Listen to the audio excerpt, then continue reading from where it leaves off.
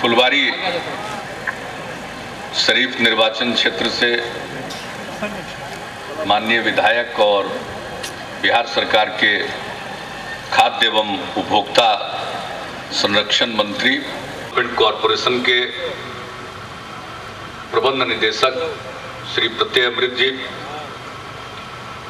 हमारे सचिव Shri Atish Chandra ji, Gammon India limited के चेयरमैन सह मैनेजिंग डायरेक्टर श्री अभिजीत राजन जी,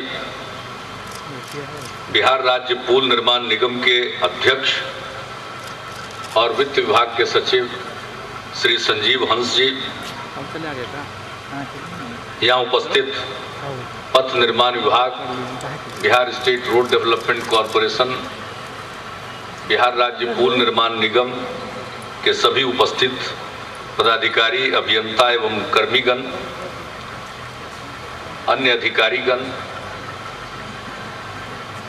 विशिष्ट अतिथिगण, प्रिंट एवं इलेक्ट्रॉनिक मीडिया के सभी यहाँ उपस्थित पत्रकार बंधुओं, छायाकार बंधुओं, खास करके कृष्ण मुरारी किशन जी, सब फोटो ले लेगा उसके बाद ही फोटो लेंगे, सबसे पुराने छायाकार पटना के, और यहाँ उपस्थित देवियों, सज्जनों और किन्नरों, मैं सबसे पहले पथ निर्माण विभाग के सचिव और Bihar state road development corporation के अध्यक्ष प्रबंध निदेशक श्री प्रत्यय अमृत को बधाई देता हूं कि एक और बड़ी परियोजना पर इन्होंने 1 महीने के अंदर काम शुरू किया। 1 महीना कहें तो वो गलत होगा, 3 सप्ताह। मुझे याद है कि 11 अक्टूबर के दिन सप्तमी था उस दिन, और गंगा पथ परियोजना का कार्यारंभ इन्होंने कराया, शिलान्यास नहीं काम शुरू कराया, जो दीघा से दीदारगंज तक गंगा किनारे सड़क बन रही है, जिसका नाम हम लोगों ने लोकनायक गंगा पथ दिया है। उसका कार्यारंभ कराया और आज 1 नवंबर है, 3 सप्ताह में ही इन्होंने दीघा से एम्स से दीघा तक एलिवेटेड रोड कॉरिडोर के कार्य का आज शुभारंभ कराया और उन्होंने बताया कि आखिर ये कैसे बना। निर्माणाधीन अखिल भारतीय आयुर्विज्ञान संस्थान पटना का काम देखने के बाद लौट रहे थे तो दीघा और सोनपुर के बीच में बनने वाले रेल सड़क पुल में सड़क का अप्रोच जो बन रहा था उसको देखने की मंशा से हम लोग चले, और जब इन्होंने बताया कि सिर्फ 2 लेन का अप्रोच रोड बन रहा है तो उसी समय हमने कहा कि ये नाकाफी है, ये पर्याप्त नहीं होगा। जो चलिए देखते हैं इसको पूरे तौर पर। देखते हुए जब हम लोग जवाहरलाल नेहरू पथ, जिसको बेली रोड के नाम से भी जाना जाता है, वहां पहुंचे तो वहां पर से जो एक ओवरब्रिज बना है, रोड ओवरब्रिज, उस पर हम सबको ले गए और हमने यही कहा कि भविष्य के यातायात की सघनता को देखते हुए ट्रैफिक का जो दबाव होगा उसके मद्देनजर एलिवेटेड रोड बनाना चाहिए अप्रोच का, और इससे काम नहीं चलेगा। आपका गंगा पथ बनने वाला है और फिर उधर पटना बक्सर वाली सड़क है, NH 98 है, फिर बख्तियारपुर की तरफ जाने वाली सड़क है, यानी ये कई NH है, और फिर शहर के अंदर भी लोगों को जाना है, शहर के अंदर से भी उस रोड पर जाना है। और एम्स का निर्माण हो रहा है तो सिर्फ गंगा के दक्षिण से लोग नहीं आएंगे, उत्तर बिहार के भी लोग आएंगे एम्स में इलाज कराने के लिए, और फिर गंगा के इस पार या गंगा के इस पार से उस पार जाने वालों की संख्या, वाहनों की संख्या निरंतर बढ़ती चली जाएगी। तो उस परिस्थिति में 2 लेन का जो अप्रोच बनाया जा रहा, पहुंच पथ बनाया जा रहा है, वो पर्याप्त नहीं है और उसके लिए परियोजना की मंजूरी संभवतः 390 करोड़ की दी जा चुकी थी और उस पर NHAI काम कर रहा है। वो राज्य सरकार का ही पैसा है जिससे अप्रोच रोड बन रहा है। तो इन लोगों को हमने दिखाया ऊपर से कि ये सब को जोड़ दीजिए जितने सड़कों का नाम हमने गिनाया और ऊपर ऊपर सड़क ले जाइए। ये भविष्य में आज से 50 साल आगे तक के ट्रैफिक को देखते हुए ये काम शायद ज्यादा जरूरी होगा। मुझे खुशी है कि एक ही बार में हमारे पथ निर्माण विभाग के सचिव प्रत्यय अमृत ने उसकी महत्ता को समझ लिया और उन्होंने कहा कि नहीं, ये बहुत अच्छा प्रस्ताव है। इसके बाद उसका इन लोगों ने एक खाका तैयार किया और फिर भारत सरकार के राजमार्ग और परिवहन मंत्रालय के जो सचिव थे उपाध्याय जी, वो हमारे बिहार काडर के ही IAS अफसर थे, वो उस समय सचिव थे वहां। वो आए, उनको भी इन लोगों ने दिखाया, सब लोगों को दिखाया, सब ने इसका समर्थन किया इस प्रस्ताव का और तब एक प्रस्ताव की रूपरेखा बनी और योजना आयोग के सामने प्रस्तुत किया गया। हमने योजना आयोग के उपाध्यक्ष से बातचीत की, उनको पत्र भी लिखा और वो भी सहमत हो गए और अंततोगत्वा जो बिहार के लिए विशेष पैकेज है, विशेष सहायता की राशि है, उसी में हम इसको शामिल करना चाहते थे। तो उन लोगों ने भी इसको स्वीकार कर लिया कि ठीक है, वहां से भी सहमति मिल गई। इसके बाद इसका पूरा DPR इन लोगों ने तैयार किया और ये 1100 करोड़ रुपए का प्रोजेक्ट बना और इसका इन लोगों के साथ इसमें थोड़ा सा परिवर्तन करते हुए, संशोधन करते हुए, ये बेली रोड का जो फ्लाईओवर है उसके ऊपर से ये सड़क जाएगी ताकि भविष्य में कभी भी ट्रैफिक की कोई जरूरत और न जाने कैसे कैसे वाहन चलते हैं, कोई वाहन और जरा ऊंचा बन जाए तो वो रेस्ट्रिक्टेड हो जाएगा। अभी का जो इनका प्रपोजल है उसमें वो रेस्ट्रिक्ट हो जाएगा। तो वैसी परिस्थिति में किसी भी प्रकार के वाहन के आवागमन में सुविधा हो जाएगी।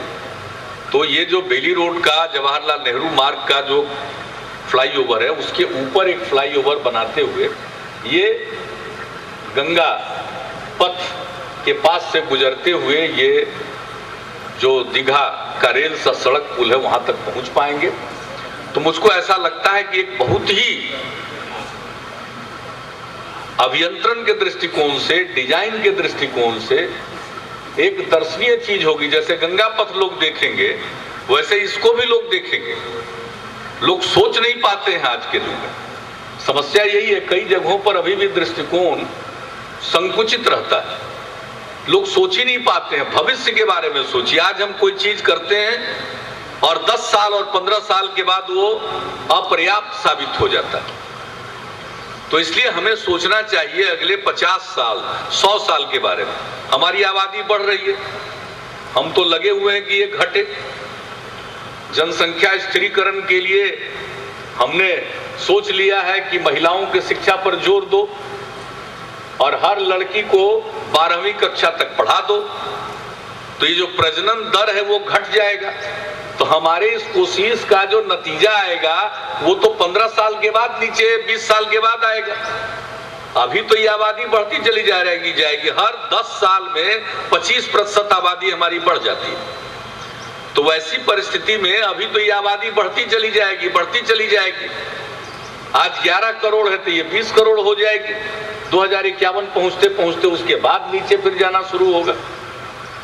तो हमें उस समय तक की स्थिति का आकलन करके अपने बुनियादी ढांचे का विकास करना चाहिए कि किसी भी प्रकार का जाम न लगे।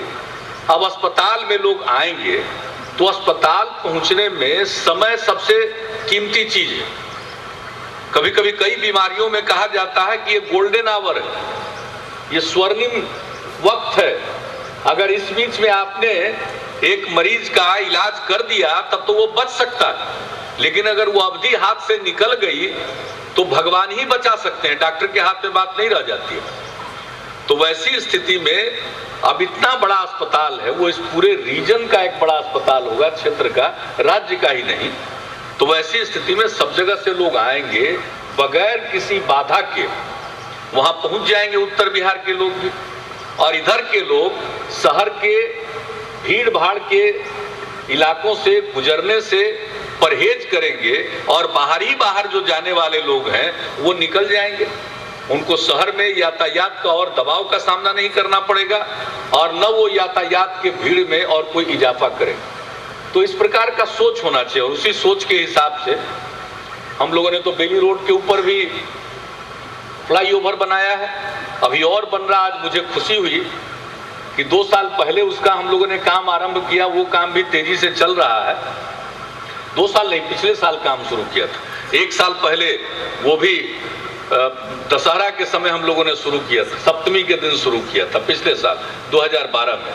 आज उसका गर्डर लॉन्च करने जा रहे हैं, यानी जो फ्लाईओवर का यानी पुल का पोर्शन है उसका गर्डर ये आप यहां से जाने के बाद वहां लॉन्च करेंगे।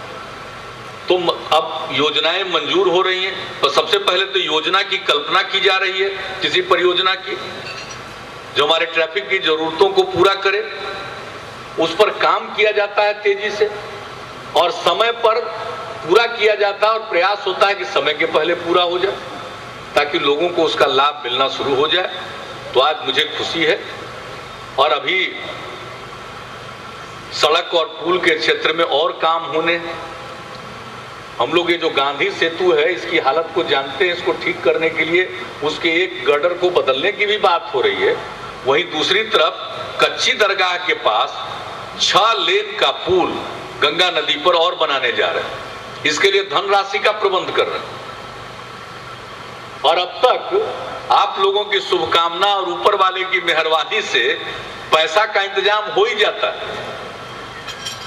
हम मन से पूरी तबीयत से कोई काम करते हैं और अगर इरादा पक्का हो और मन पवित्र हो तो पैसे का भी इंतजाम हो जाता है। वरना इस राज्य में तो कोई काम ही नहीं होता था। लोग कहते पैसा कहां से आएगा। हमको पहले काम तो करो, सोचना तो शुरू करो। दुनिया भर में पैसा पड़ा हुआ है, उसको लेकर के आइए। हम सार्वजनिक काम के लिए पैसा जुटाते हैं, बहुत लोगों की दिलचस्पी दूसरे कामों में पैसा जुटाने में रहती है। मेरी दिलचस्पी रहती है कि जनहित में कैसे पैसा जुटे, योजनाओं के लिए पैसा जुटे। बहुत लोगों को कोई और काम में पैसा जुटाने की महारत हासिल है। हमको महारत हासिल है कि सरकारी काम में या जनता के लिए कोई परियोजना बने, उसके लिए पैसा कैसे जुटे।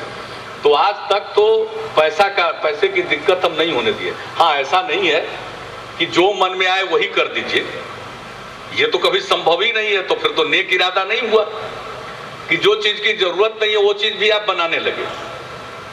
ऐसा काम इस प्रदेश में ही नहीं देश भर में होता रहा। बहुत सारे कॉन्ट्रैक्टर ड्रिवन योजनाएं होती है, उसकी जरूरत नहीं है, लेकिन ठेकेदार होशियार है, सब लोगों से मिलजुल करके वो बहुत तेजी से अपनी योजना पास करा लिया, योजना बन भी गई। अब पता चला उसका कोई इस्तेमाल नहीं हो रहा, उससे ज्यादा जरूरी योजनाएं पड़ी रह गई। तो उसकी बात मैं नहीं कह रहा हूं, गैर जरूरी चीजों पर व्यय नहीं होना चाहिए, जो जरूरी चीजें हैं उसके लिए व्यय होना चाहिए। और हम इस बात का भी ख्याल रखते हैं कि जरूरी योजनाएं हाथ में ली जाए।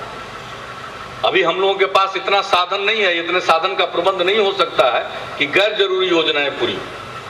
अब वैसी एक जरूरी परियोजना है, जब फिलवारी शरीफ आते हैं तो इस रोड को हम लोगों ने ठीक करवाया, लेकिन NH है, NH 98 है, NH 98 ही है ना, NH 98 है 98। तो इस पर जो राज्य सरकार के पथ निर्माण विभाग ने बनाया कि इसका मानक क्या होना चाहिए, तो दिल्ली में बैठे हुए NH वालों ने काट दिया कि इस मानक के सड़क की क्या जरूरत है, इतना भारी वाहन का आवागमन वहां नहीं है, ये कह करके उन लोगों ने काट दिया। यहां से ये लोग भिड़े रहे लेकिन नहीं माने। नतीजा हुआ सड़क तो बन गई, भारी वाहन चलता है वो टूटने लगा। तब हमने कहा सबको बुला के दिखाइए इसको। ये दिल्ली में बैठे बैठे ये कभी बात को नहीं समझते हैं कि सड़क पर यातायात कितना है और किस प्रकार के वाहन चलते हैं। आजकल 32 चक्का का ट्रक चलने लगा।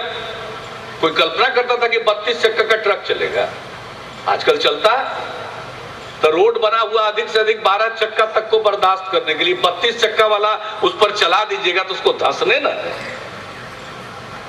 तो इसलिए अब उस सड़क को बिल्कुल भारी वाहनों के अनुरूप बनाने के लिए भी परियोजना की स्वीकृति हो गई NH 98 का, उसका टेंडर भी हो गया और टेंडर भी अवार्ड हो गया है। इसलिए फुलवारी शरीफ वाला भी NH 98 अब वो बहुत अच्छी सड़क में परिणत हो जाएगा। तो मुझे खुशी है। इस तरह से अनेक परियोजनाएं पूरे बिहार में चल रही है। अनेक सड़क पर पुल का काम, अब छपरा और आरा के बीच में गंगा नदी पर पुल का काम चल रहा है। ये दीघा और सोनपुर के बीच में रेल सड़क पुल का अभी हाल में हम देखने गए थे। भाई देखने गए तो रेलवे वाले लोग पैसे पूरा नहीं देते। हम जब रेल मंत्री थे तब का ही मंजूर किया हुआ। हमने इसका लक्ष्य निर्धारित कर दिया था 2007। बाद में हुआ कि रोड वाला भी बनेगा, वो अच्छी बात हुई। तब बढ़ के हुआ कि बनेगा 2009 में। ये अभी तक नहीं बना। और अब भी जो इन्होंने लक्ष्य रखा है 2014 का, वो भी करने की स्थिति में नहीं है, क्योंकि रेल मंत्रालय उसमें पूरा पैसा नहीं देता। सड़क का पूरा पैसा हम लोग दे रहे हैं, उनको जमा करा देते हैं। लेकिन भाई इनका रेल वाला पूरा होगा तब ना सड़क वाला पूरा होगा। वो रेल वाले में पैसा ही नहीं दे रहे हैं। तभी हम देखने गए थे, जिस दिन हम आए थे 11 तारीख को गंगा पथ के कार्यारंभ के अवसर पर, तो हम निरीक्षण करने गए। तो हमने रेल के अधिकारियों से कहा कि भाई आपको हम लोग तो इतनी चिट्ठी लिख रहे हैं, कुछ पैसा बढ़ता है, लेकिन वो तो अपर्याप्त है। उन्होंने बताया कि इससे तो नहीं बनेगा, हम लोगों का जो लक्ष्य है उसको फिर पूरा नहीं कर पाएंगे। तो हमने उनको आश्वस्त किया कि आप काम कीजिए, हम राज्य सरकार की तरफ से भी इसमें 300 करोड़ 400 करोड़ लगा देंगे। रेल वाले में, सड़क वाले का तो पूरा पैसा दे चुके, बाकी रेल का पूरा नहीं होगा तो सड़क को उसके ऊपर पूरा नहीं होगा, इसलिए उसमें भी पैसा हम लोग लगा रहे हैं। बताइए, पैसा खजाना का मालिक है भारत सरकार। हम लोग अपने सीमित संसाधन से रेल पुल को पूरा करने के लिए पैसा दे रहे हैं। इसी तरह से मुंगेर में रेल सा सड़क पुल है, उसको भी पूरा करने के लिए हम लोगों को पैसा देना पड़ेगा। हम लोग रेल के प्रोजेक्ट करने के लिए पैसा दे रहे हैं। आइए रेलवे वालों का देखिए, ये पाटलिपुत्रा स्टेशन, उसका नामकरण और उसका स्थान का चयन सब मेरे रेल मंत्री रहते हुए किया गया। अब वो रास्ते में जो बेचारे लोग हैं रोड के दक्षिण साइड वाले जो रहते हैं, उनको रास्ता देने की बात, वो रास्ता नहीं दे रहे थे। हमने कहा भाई कि आप अपना जमीन हमको दे दीजिए, हम उस पर रास्ता बना देंगे। तब भी गोलमोल जवाब देता, साफ साफ बोलता ही नहीं। हम लोग इतना पैसा दे रहे हैं, 300 करोड़ रेल की परियोजना में पैसा दे रहे हैं, एक सड़क का एक टुकड़ा आप नहीं दे सकते? उस जमीन का उनके लिए कोई इस्तेमाल नहीं है। मुझे बड़ा दुख हुआ, तब हमने कह दिया। आपके यहाँ वो मैंने पर्दे में बात आई है अखबारों में, हमने मना कर दिया कि हम नहीं जाएंगे रेलवे के कार्यक्रम में। आप या तो साफ साफ हमको उत्तर दीजिए कि आप हमको वो जमीन दे देंगे, उस जमीन के बदले में भविष्य में हम और जमीन कहीं जहां आपके लिए जरूरी होगा वहां हम दे देंगे राज्य सरकार की तरफ से। लेकिन सिद्धांत में मान लीजिएगा तो वहां पर रोड बनाने का काम हम लोग शुरू कर देंगे और तब वहां के लोग जो धरना पर बैठे हुए हैं वो हट जाएंगे। तो ये भी उसका कायदे का पत्र का उत्तर नहीं भेज सके, तो हमने मना कर दिया। रात में फोन आया रेल मंत्री जी का, हमने कहा कि भाई हम भी रेल मंत्री रहे हैं, ये आपका कोई सुनता नहीं है। ये साधारण सी बात है, राज्य सरकार और केंद्र सरकार के बीच का है, ये तो विश्वास के रिश्ते हैं। हम 300-400 करोड़ आपके रेलवे प्रोजेक्ट पर देने को तैयार हैं, और ये फका जी 800-900 मीटर रोड बनाने के लिए आप जमीन नहीं दे सकते। और तब जबकि हम वादा कर रहे हैं कि ठीक है इसके बदले में भी हम जमीन आपको दे देंगे, वही हालत किए हुए है। बताइए, ये दीघा से पटना रेल लाइन चल रही है, इस पर कौन आदमी चलता है? जरा खड़ा हो जाइए सचिवालय के पास, जिस समय गुमटी बंद हो जाता है, आप गिन लीजिए, आपको उस ट्रेन में 30 आदमी से ज्यादा मिल जाए तो हमको फोन कीजिएगा। हम 3-4 बार खुद भूख खड़ा होकर गिने।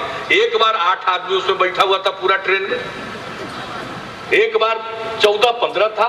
अभी हाल में किसी ने हमको बताया कि वो खड़ा होकर गिना तो 21 आदमी था। भला बताइए, कह रहे हैं कि भाई वो रास्ता दे दीजिए, हम उस पर सड़क बनावेंगे, उसके एवज में आपको हम दूसरी जगह जमीन दे देंगे, लेकिन लकीर का फकीर बना हुआ। अपने समय में रेल मंत्री रहते हुए न जाने इस तरह के जमीनों को राज्य सरकार को कितनी जगहों पर दिया था, लेकिन पता नहीं क्या दिमाग है, क्या सोच है। तो आप लोग तो पर्दा में लिखे कि पाटलिपुत्रा स्टेशन से गाड़ी क्यों नहीं चली। हम लोग भी अपनी तरफ से क्यों कहते, आज मौका था, आज हमने बता दिया, भेज दिए, हमने मना कर दिया कि आपके कार्यक्रम में हम नहीं जाएंगे। ये पर्व त्योहार के दिन में ट्रैक पर बैठा हुआ उसको हम डंडा चलावे उस पर, यही मेरा काम है। और मांग रहा रास्ता, हम रास्ता बनाने को तैयार हैं, बनाना चाहिए था इन लोगों को, नहीं बनाया, हम बनाने को तैयार हैं।